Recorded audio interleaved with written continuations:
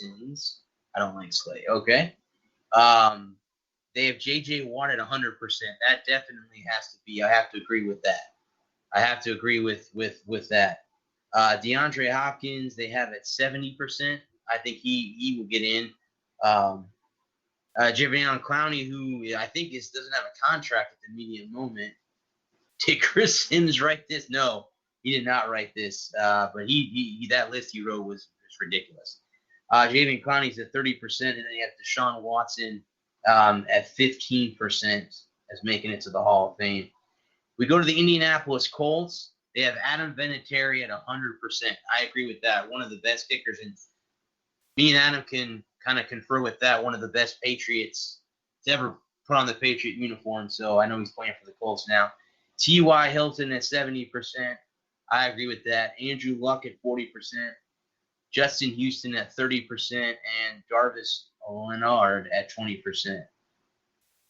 The lonely Jacksonville Jaguars are next. They have Calais Campbell at 60%. Jalen Ramsey at 20%.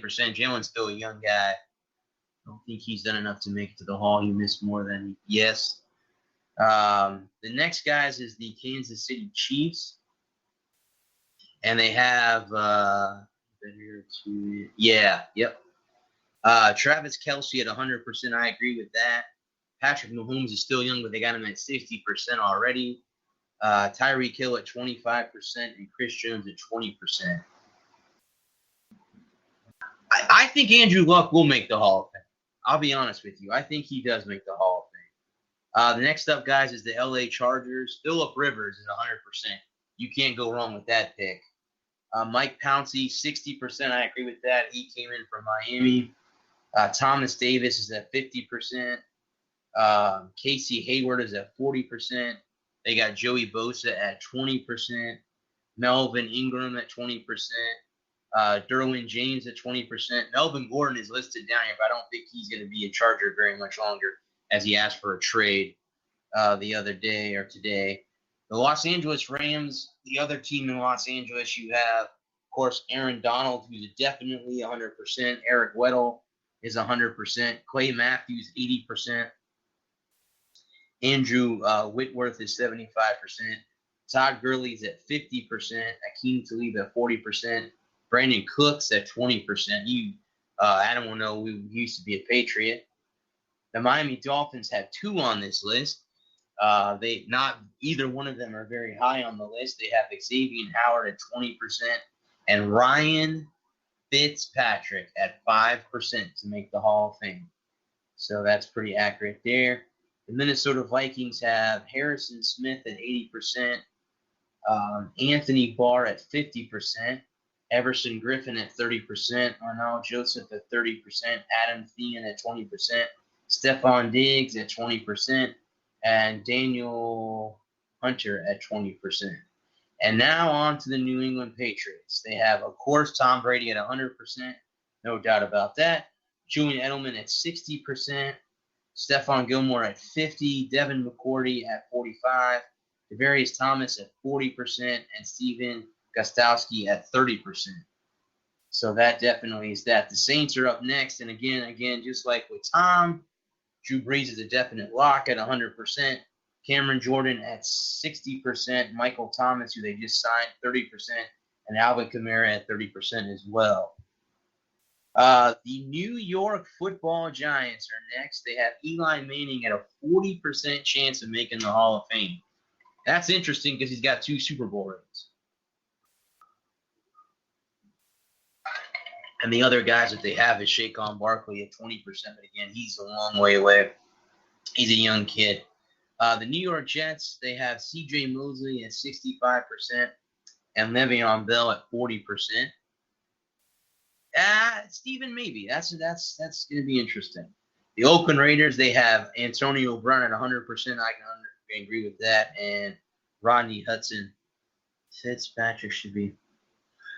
Yeah, that's true. I would have to say I agree with you. He should be in there. He's only played for 12 teams, so I would agree with that. He might get in for that reason as well. The Philadelphia Eagles, guys, they have Jason Peters at 100%. I agree with that. Jason Kelsey, 100%. I would agree with that. Zach Ertz, 90%. One of the good tight ends in the league. Fletcher Cox at 80%. Absolutely. Malcolm Jenkins at 40%. They have Deshaun Jackson at 30%. Brandon Graham at 20%. Carson Wentz at 20%. And Alshon Jeffrey at 10%. I think Eli is on the third time. Yeah, I would agree with that. I don't think he's a sure bet at all. The Steelers, they have Ben Roethlisberger at 100%, Marquise Pouncey at 90%, David DeCastro 80%, Juju Smith-Schuster at 40%, TJ Watt 30%, and Cameron Hayward also there. The 49ers they have Joe Staley at 100%, definitely a sure about Hall of Famer. Richard Sherman, guys, they have at 100%. Richard Sherman at 100%. George Kittle, 40%, Robbie Gould, 15%, and DeForest Buckner at 10%. Seattle Seahawks, Russell Wilson, 100%. I agree with that. Bobby Wagner at 100%. I agree with that. Dwayne Brown at 60%. KJ Wright at 50% as well. The Tampa Bay Buccaneers, they have Dominic Sue at 70%. Mike Evans at 60%. Levante David at 30%. And O.J. Howard is still young at 20%. The Tennessee Titans, they have Cameron Wake at 80%. Jarrell Casey at 60%. Kevin Byard at 20%. And the Washington Redskins, I think, are the final team. They have Adrian Peterson at 100%. Trent Williams at 80%. Ryan Kerrig at 60%. And Landon Collins at 30%. So those are the ones that they have that they think are going to make the Hall of Fame, or what their percentages are as of right now. Now, again, those numbers obviously, can change over time, as we all know. A player can get better, a player can, fall off, and all that stuff. So it just depends on that. But that is a pretty interesting list, to say the least. There's a lot of guys on there that that are sure about Hall of Famers. And there are times Robbie Gould should be an Hall of Famer, but yeah, that's true. That's true. Yes, we do, Kev. We do got football. We do have football. And in case you guys did not miss it earlier, can somebody please tell me, and I keep repeating this a lot during this podcast, how in the world is Roger Maris not in the Hall of Fame? What the heck is going on with that? How is Roger Maris not in the Hall of Fame? All the baseball fans out there. How is he not in the Hall of Fame? Yes, the Broncos are up 7-0, guys, in the second quarter over the Atlanta Falcons in the Hall of Fame game in Canton, Ohio. As Jay from Bucs Life was on here earlier, guys, if you get a chance to check out, I just started writing for them. Go check out Bucs Life. Good, if you want Bucs news up to the date, go see that website, man. They're up to the date on everything with that. He was talking about Dirk Cutter, who's now the offensive coordinator in Atlanta, and how Manila his offense is. If you're a Bucs fan, you know. If you're a Bucs fan, you know how Manila his offense was when he was here with the Buccaneers. Okay, guys, so I'm closing my laptop here because that was all I had. Again, I had, as I told Lewis earlier in the show, the interview that I was supposed to have with Prestige Wrestling Entertainment did not happen this evening. Again, life happens, things happen. It's okay. I'm not upset with the person for not coming on. It happens. It happens in this business a lot.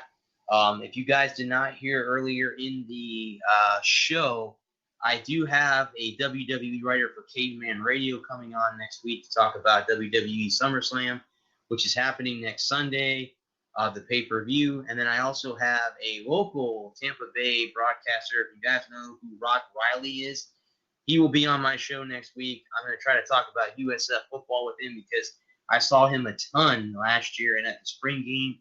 And I'm assuming, guys, next Saturday, where I will be at USF Fan Fest, he will be there as well. I'm going to try to see if I can kind of maybe ask him if I can get in, and I need to start talking to Jim Lauk and Blake Barnett, Coach Strong, see if I can get those guys to come on my show and talk about USF football.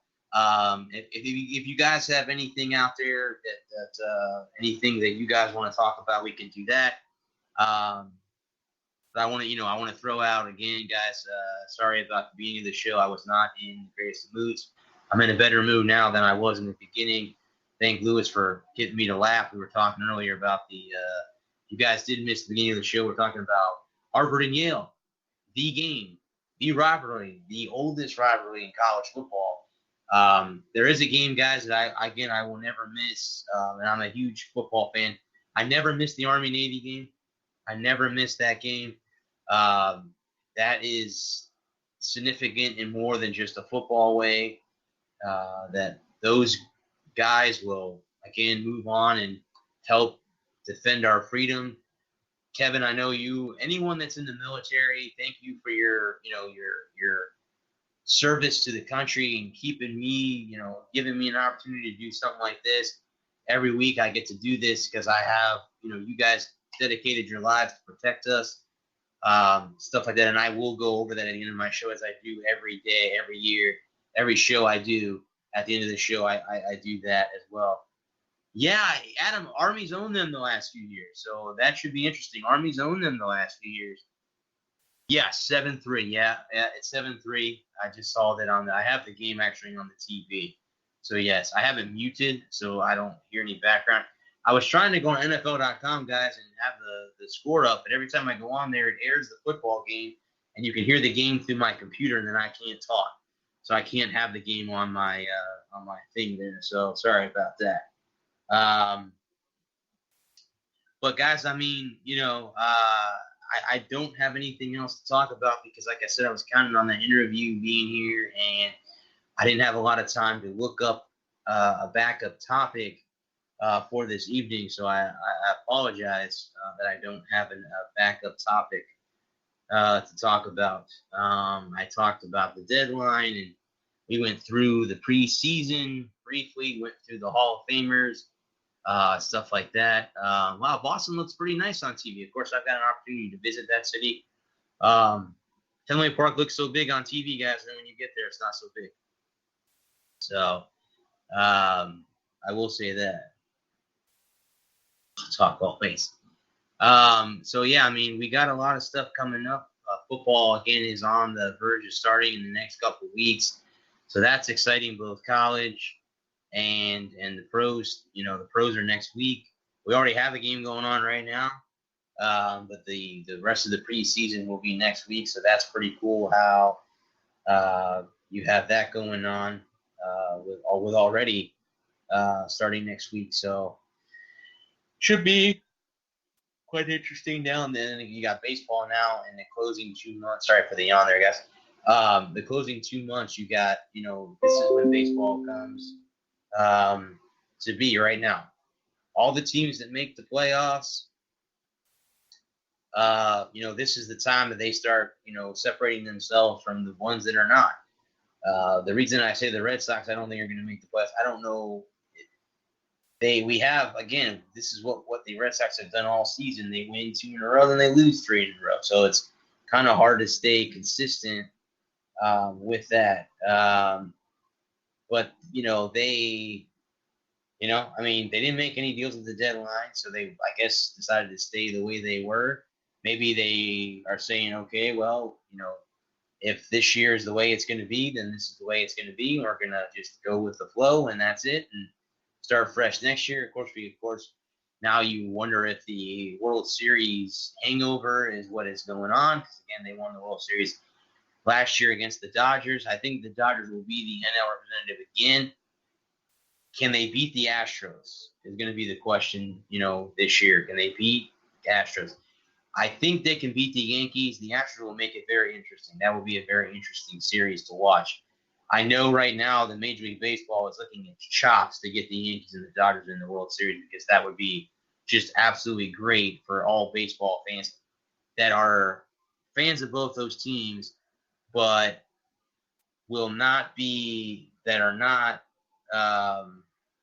price may have been too high, but we'll, see what happens, because the old baseball fans would love to see that old rivalry. But then again, if you're not a Yankee, Dodger fan, it's that P. Will the Knowles be able to compete this year?